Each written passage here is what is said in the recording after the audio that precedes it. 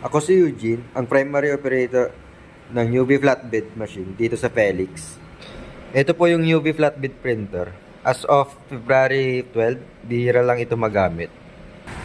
Naka 285 pieces ako na run last week. Nagpahinga ito ng 2. Sa consumable namin, nag-consume ako ng 0 bottle ink. Andito ang in-use supply namin. Maayos po. Dito naman ang stock at unused updated ang inventory reports of kahapon po. Ito po ang aking printer head area. Ito naman po ang AVR plug. Ganito naman po ang tamang pag-head clean.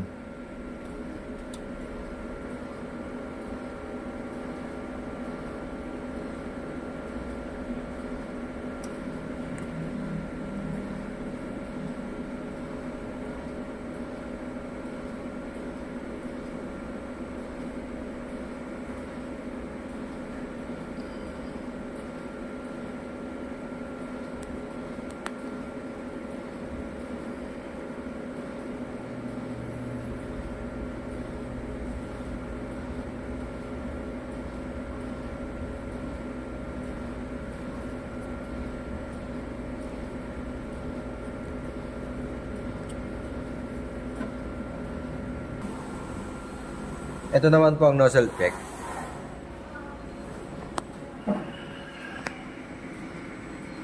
Bali, sabog na po yung black at saka magenta po.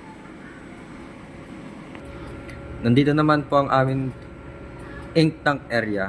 Ang last disposable e-waste ng tank ay Wednesday.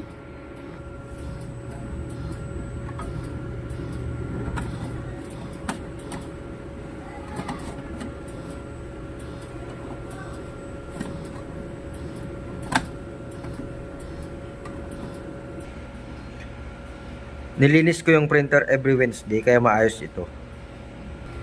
Dito naman po sa PC, ang hard disk level sa C, tama lang po. 50% use. May updated antivirus USB blocker para iwas virus. Nag-delete ako this week ng 2 GB na file po. Thank you po.